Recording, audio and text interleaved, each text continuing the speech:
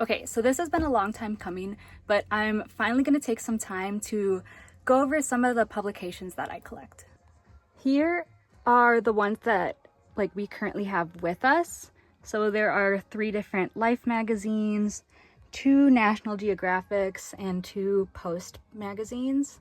I started to collect vintage publications maybe about a year ago after going to this antique store in Wisconsin. I mostly collect Life magazines, but I also find a good amount of National Geographic publications. Recently I got these Post magazines for the first time, so those are the first from that publication in my collection.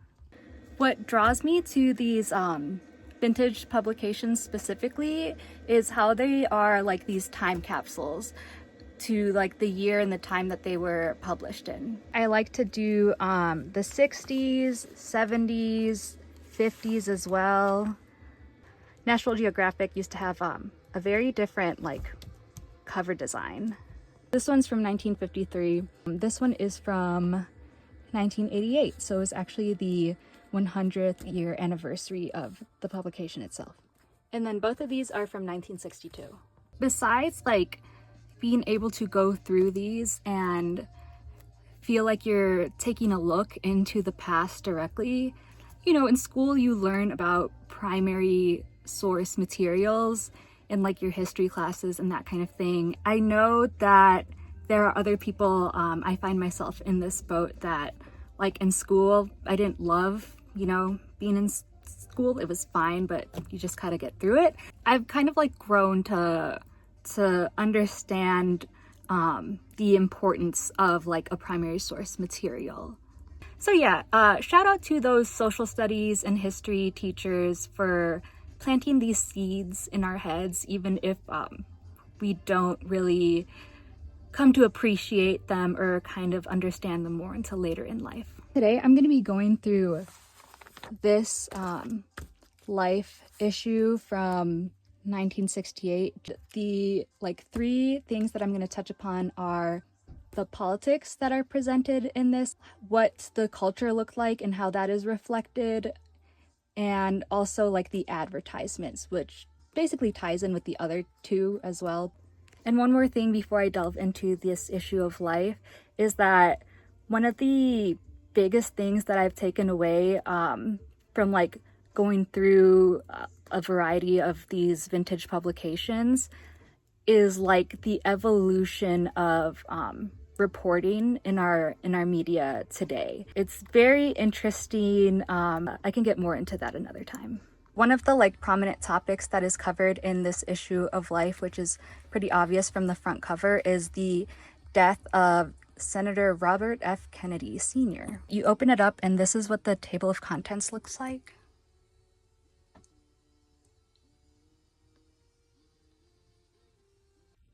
Obviously in the 60s, a lot was going on in the world and in the United States, which is why I really enjoy collecting these in particular. We're talking pre-moon landing, the civil rights movement is still in full swing, the Vietnam War has not ended yet, the Democratic National Convention did not come to Chicago yet. So yeah, there's a lot that hasn't even happened when this was published.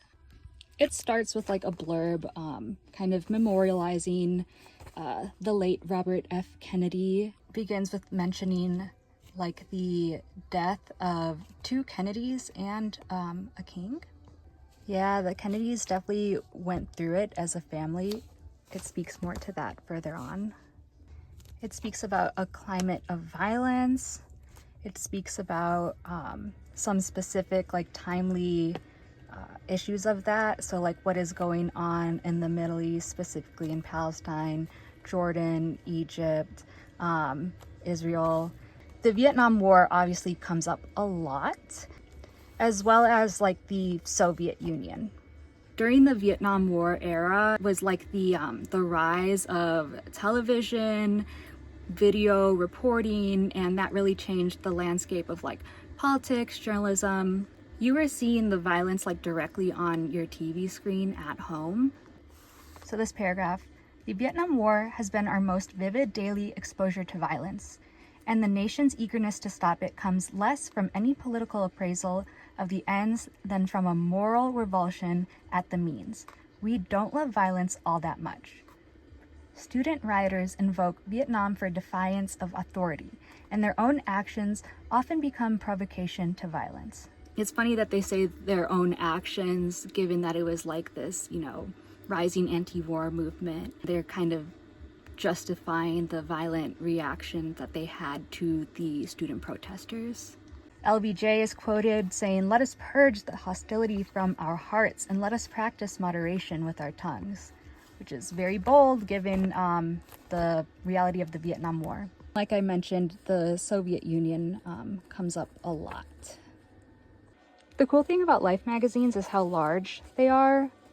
Larger than the average magazine today. Along with that is like they have a lot of content, so they're very thick, which is funny because they're heavy, and when I need to transport them to bring them back home, it really is what makes up the bulk of the weight of my backpack. So they have these really cool like spreads throughout. So this section is kind of like about Robert F. Kennedy and like the murder.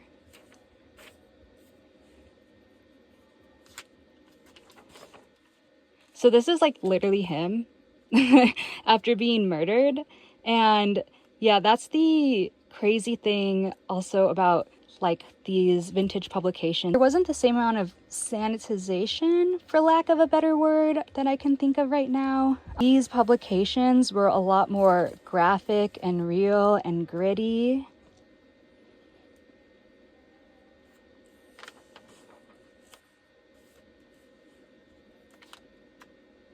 Like, that's him. There's just been an evolution of the agenda behind these like publication and these media outlets from back then to today. Obviously, they were still trying to spread like a particular type of propaganda, and some of that looks the same today. But yeah, I would say like the photography and the journalism and reporting that I have seen, especially in these vintage publications, is more like raw. This spread features information on the man who assassinated Robert F. Kennedy. So it's this guy, Sirhan. It also features like his mother finding out that he went to jail because of this, and then this was his father, who was not in the United States.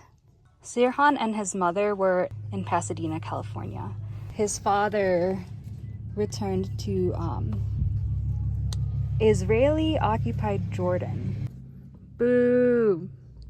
In here, it describes Sirhan as a bitter nationalist and blamed the US for the Israeli victory last year, some said, which is true. This is a publication from 1967, so the year before, which is related to what this paragraph is talking about. Reporters had asked people who lived in the neighborhood with their family like about how they were, and they said that, you know, they were treated like badly, but they were Christians, so basically saying like they should not have been treated that way because they were Christians, even though they were Arab. They were really displaced people, which is another very accurate statement. And then there's another paragraph with like a similar energy. Somebody in the periphery of Sirhan describing him as like a good guy. They spoke the king's English beautifully. Talking about how like in Palestine, when it was occupied by the British, they had to become assimilated. An interesting thing about the person who assassinated Robert F. Kennedy is that they do not mention that he is Palestinian. So this is an example of like the erasure of the Palestinian identity, even though like later on it does have the photo that mentions Palestine, but that's like in a historic sense, and this is like in the present day sense in the 1960s. They say that he was like Jordanian American. This is actually like a Palestinian village in the West Bank today. It mentions like his father going back to live in their original village of Taibeh in Israeli-occupied Jordan, and it says, where his ancestors have lived since the days of Saladin. They do mention Palestine when they quoted his aunt in the village saying, because of like what he did, the assassination, may Palestine cut off his hand, she spat.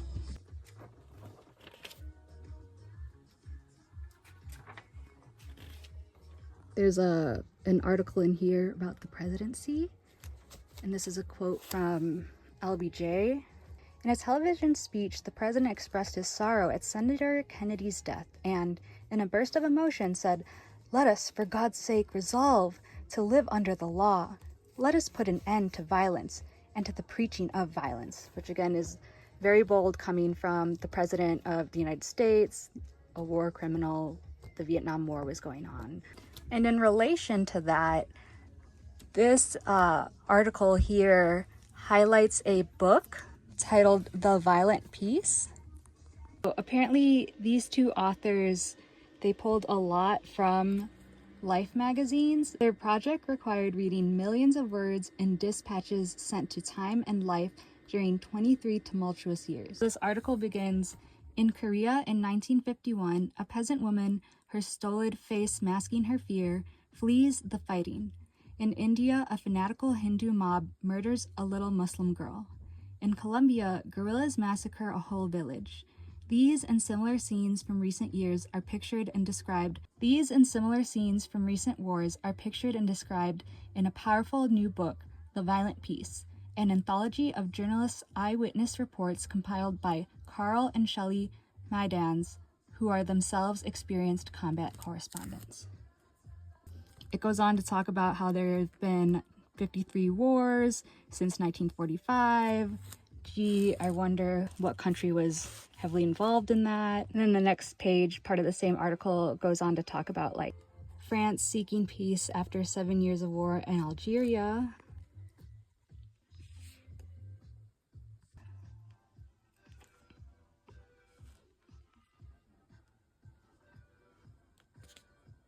There's a lot of talk about like communist-run countries that were taken over by communists.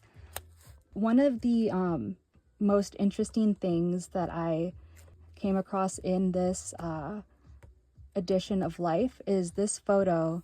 The caption is, "Caught in a British roundup of Jewish refugees in Palestine in 1946, 2 children fearfully await deportation to Cyprus." The reason why this is so interesting is because they name Palestine specifically. They don't call it like Israel. This is, you know, still in the late 60s. It's very much acknowledging, and this is before, you know, Israel took over Palestine. That's another reason why primary source materials are so important. You can only argue against this kind of like material so much. You know, certain people are going on to spread like this false propaganda and like a specific narrative, but like there's actual like primary source materials that are evidence to combat that propaganda that these people, I will not name, decide to spread. One of the coolest primary focuses of this issue is research that was going on in Egypt. And it really delves into this. And again, there are these large spreads with this really great photography. It is, you know, talking about like the archaeology. So just a lot of, you know, these spreads of Egypt. People excavating to find like tombs of King Tut. Like literally mentions it like right here. They uncovered it. Hieroglyphics, different things that were found in these, you know, tombs that they were excavating.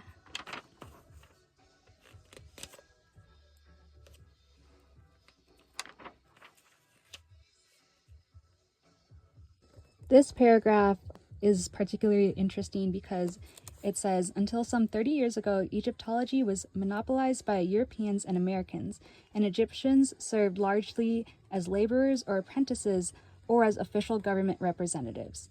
That has all changed. This year, more than half the projects along the Nile are being run by knowledgeable and enthusiastic young Egyptian archaeologists. And then this is one of them that they mention, which is like, yeah, you know, I would hope that people whose country is being excavated would be involved in the endeavor, but you know how it went. You know how it is.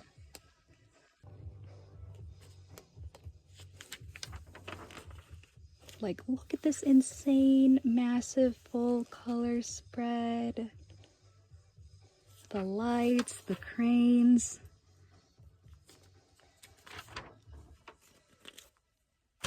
Advertisement.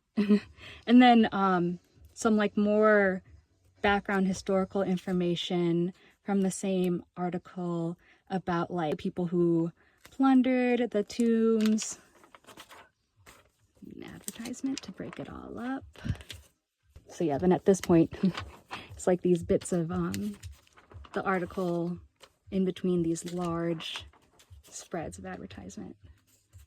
Then there's another piece on the Kennedys. This one line made me, you know, chuckle, saying that nothing before had suggested quite so plainly to the Kennedys' countrymen that they too were merely and helplessly human, like Armenians, like Congolese, like Germans, like Vietnamese, and just as subject to whims of incalculable fate. The sun is getting lower, so it's a little bit annoying right now with the shadows. Here are the rest of the spreads from that piece. Another thing I found particularly interesting was that they have a photo of one of the Kennedys after breaking his back in a light plane crash. He, I believe, had to do like physical therapy, and it just feels like a very intimate photo that wouldn't really be released today. It's funny because like these family snapshots feature the Robert F. Kennedy Jr.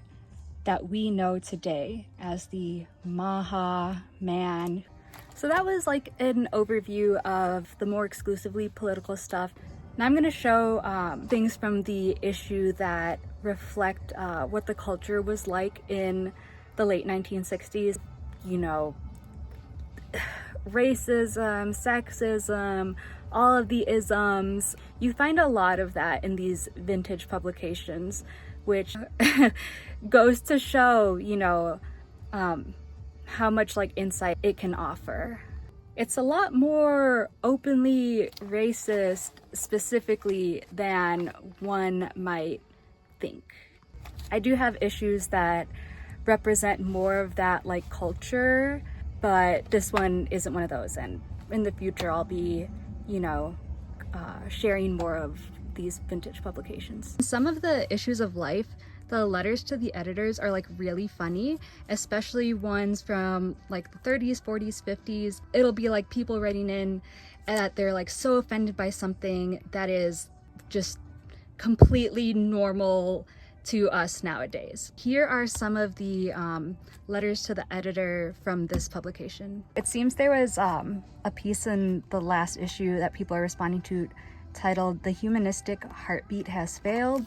Something to do with like college, humanism, not exactly sure.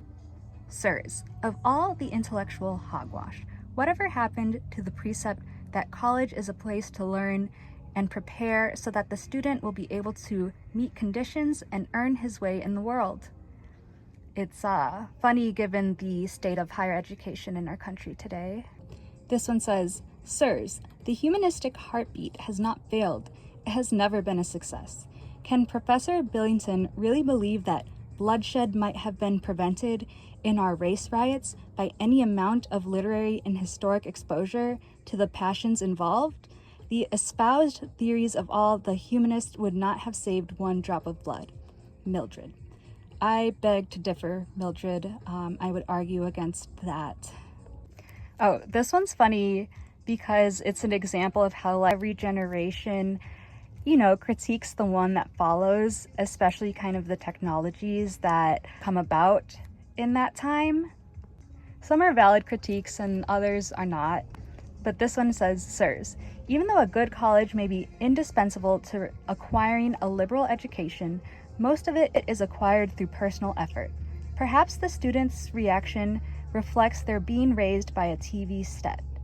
They expect interpersonal relationships and education to be theirs with push-button ease. When they don't get what they want, they kick the set.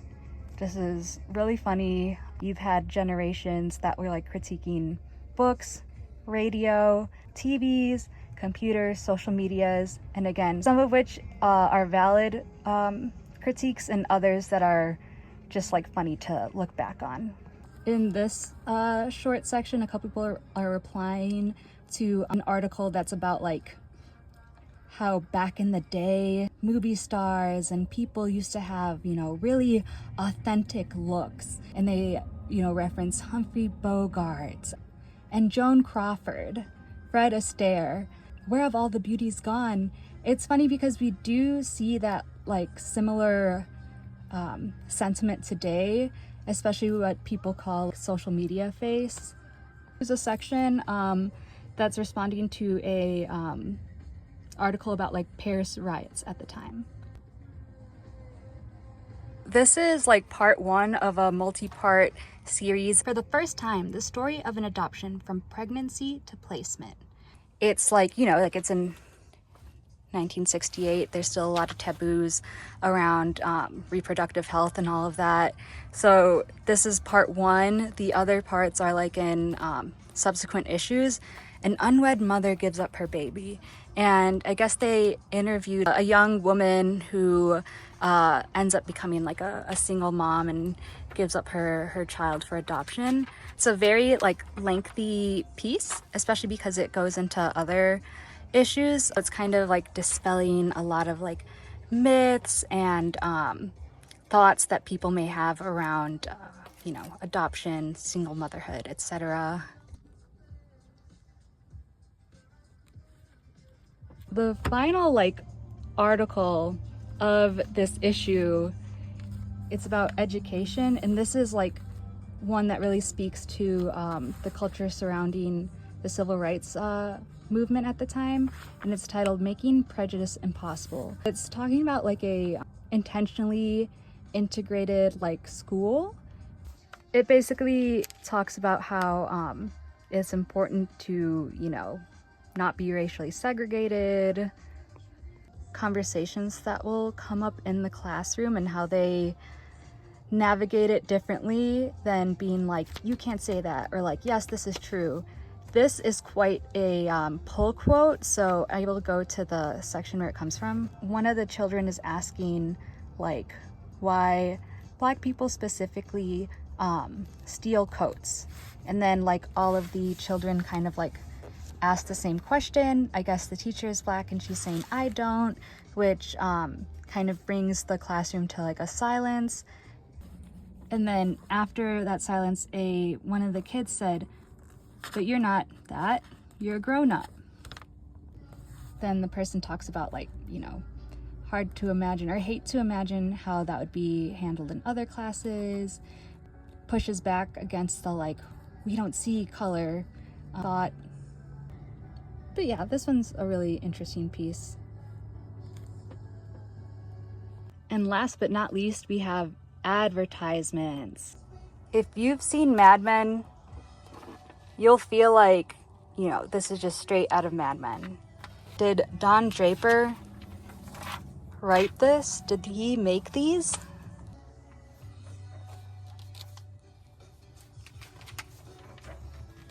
I feel like in magazines nowadays, it's all for like perfume and fashion. Frankly, they're pretty boring, so I find these a lot more interesting.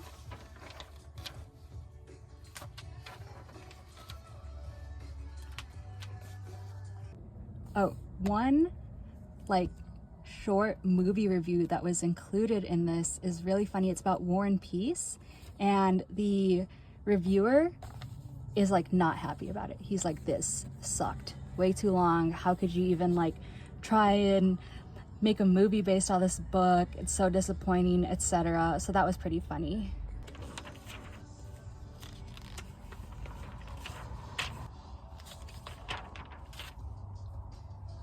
This one's interesting.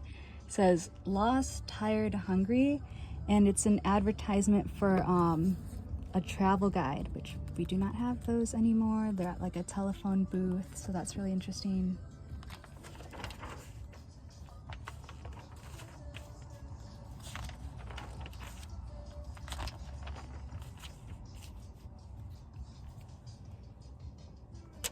A lot of cigarette advertisements. Doesn't look the best. This is actually a pretty cute bag. I would like that. You think if I submit my info, I'll still get it? This is a full spread advertisement for General Electric. They went with like a theme based off of like the circus, greatest show of Worth. And it's advertising like, what are those, refrigerators, washing machines, oven, stove, dishwasher. That's a pretty interesting dishwasher, and the costs of all of these. This is a clever ad. Another cigarette ad. This one is about Whirlpool, and I feel like, yeah, it's about air conditioning.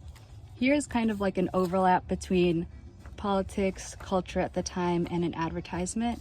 It says the Russians have good athletes because they compete, and dull clothes because they don't. And it's like they're good in sports, and it's like, well, actually, you know, sanctions, all of that, that is what contributed to dull clothes.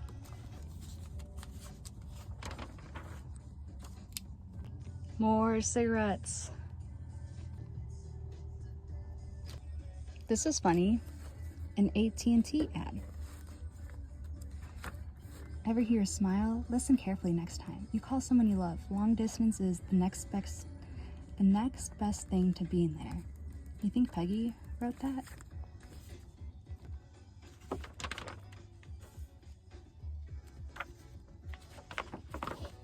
And basically always the back cover to the Life magazines are also cigarette ads. So hopefully that was interesting. I like showing people these vintage Life, Time, National Geographic magazines that I have. I don't get to do it often, so I'm excited to make videos about them. So yeah, there will be more videos about the ones that I have. We'll see which one I do next. Hope you enjoyed this video.